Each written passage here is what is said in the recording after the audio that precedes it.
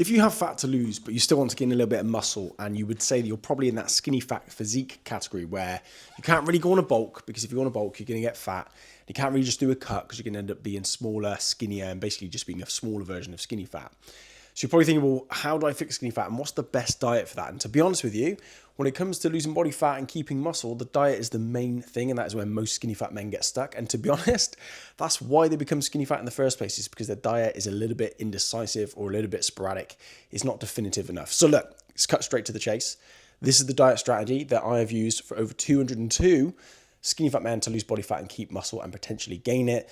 No fluff, no fitness hoo-ha and bullshit, straight to the point. The best strategy that we stick to is, number one, we need to know our calories, obviously, shock horror. We want to work out your calories. This is based on a plethora of things. You've probably done this before. I have a free nutritional blueprint that you can use in the bio. Download that. This is specifically for skinny fat guys. This will factor in what macros to be hitting, what ratios to be hitting, what sort of deficit you should be hitting. So get that and you're going to work out your calories. Then use MyFitnessPal to track your calories, or you can use pen and paper. You can even meal plan it if you really prefer having sort of set meals, but we need to be hitting specific numbers. Once you've got your maintenance calories, factoring in your workouts, be it 2 days a week, 3 days a week, 5 days a week, or if you're particularly active, you're going to have your maintenance numbers. Take off 500 calories from that maintenance target to create a 500 calorie deficit. You're probably thinking, well, what about 1,000 calorie deficit, or should I go below 2,000 calories, etc., etc. The reason we want 500 calories below your maintenance is if it's a massive deficit and you're skinny fat and you want to gain some muscle, you're very much likely to go catabolic and basically eat away at lean mass. And you certainly won't be gaining any muscle. And a lot of people may argue that fact and say, oh, I ate 1,000 calories and I lost weight.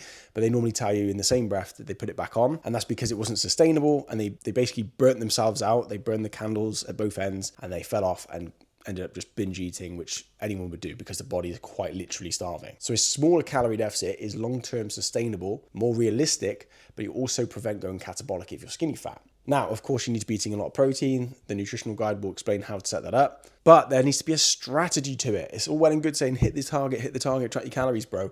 How do you stick to that throughout your week? What do you do when things are social and things get in the way? Now, what I do personally for myself and with my clients is we normally aim for a refeed day once per week on the day that's most likely to set you off. Now, that refeed day does not mean cheat day. It's not eating donuts. It's not pulling out the pocket muffins. It's not eating thousands of calories. Essentially, we're going to hit a 500 calorie deficit throughout the week. And then on the weekend, if it's the weekend that you typically struggle with, on one day, you're going to eat at maintenance calories. So quick maths here. If it's 2,500 calories is your maintenance and you take 500 calories off that target, your weekly target is going to be 2,000 calories. Eat 2,000 calories Monday to Friday, get your workouts in, get your protein in, obviously sleep well, stay hydrated, all that good stuff. And then on the Saturday, you can have 2,500 calories. It's not a cheat day. It's not going to set you back. You're actually eating at maintenance calories. And to be honest, if you're particularly active, you might still be in a deficit roughly, but the weekly total calories is still going to be in a deficit. Now, there's a lot of benefits to this strategy. 1, prevention of muscle loss. 2, if you're still new to the gym and you're training effectively and getting stronger and actually training with intent, you can still gain muscle because the deficit isn't too large. 3, it's far more easy and sustainable to stick to long term because it's not so extreme and so sporadically dropped low where people just starve themselves, get 20 kg off on the scales and realize that was mainly water weight and food weight, and then they binge and put it all back in, and then every single month they're going, oh, I've gained 20 pounds, I've lost 20 pounds, and it's just up and down over and over again. It helps you avoid the whole yo-yo diet.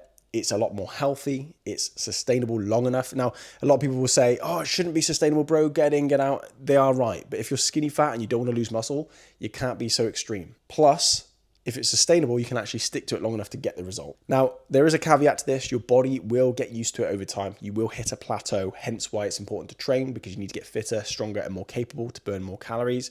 But your body will get what's called metabolic adaptation, where it will get used to the numbers that you're hitting. So yes, inevitably you might need to lower those calories. And if you're weighing less, your maintenance calories will go lower anyway.